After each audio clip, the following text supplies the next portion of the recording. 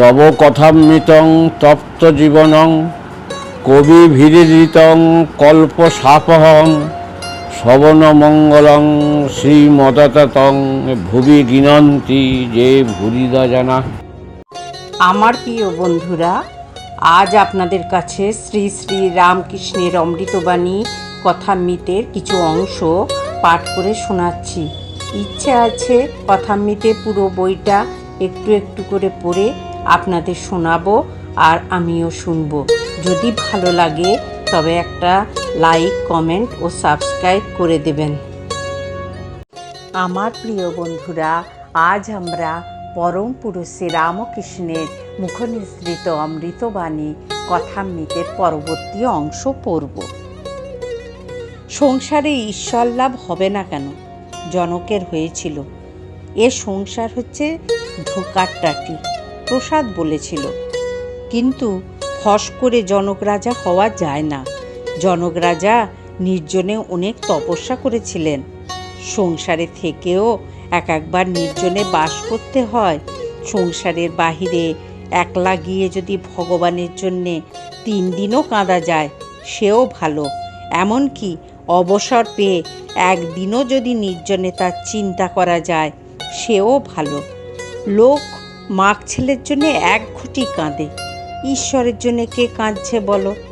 নির্জনে থেকে মাঝে মাঝে ভগবানের জন্যে সাধন করতে হয়। সংসারের ভেতর কর্মের মধ্যে থাকে। প্রথম অবস্থায় মন স্থির করতে অনেক ব্যাঘাত হয়।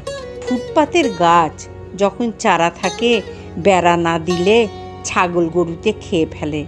প্রথম অবস্থায় বেড়া, গুড়ি হলে আর বেড়ার দরকার থাকে না। গুড়িতে হাতি বেঁধে দিলেও কিছু হয় না। রোগটা হচ্ছে বিকার। আবার যে ঘরে বিকারের রুগী সেই ঘরে জলের জ্বালা আর আচার তেঁতুল।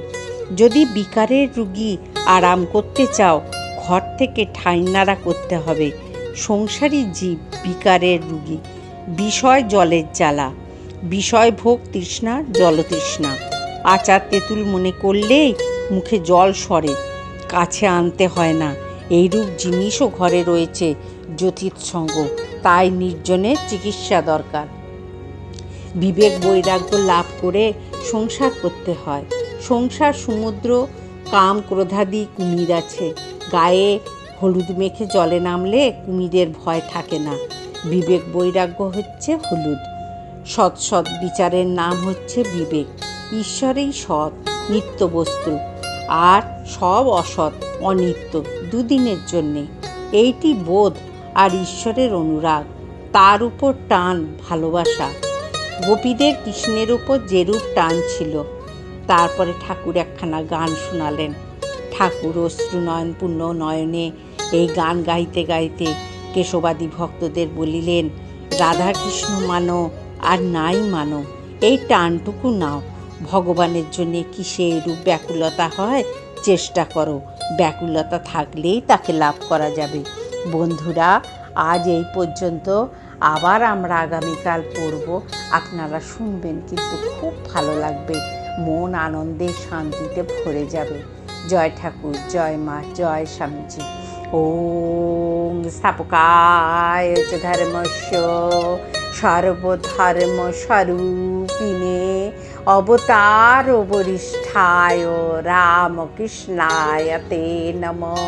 ওম জননীং শারদাং দেবী রামকৃষ্ণ জগদ্গুরুম পাদপদ্মে তয়োষিতাং প্রণমামি মুহুর্মুহুঃ।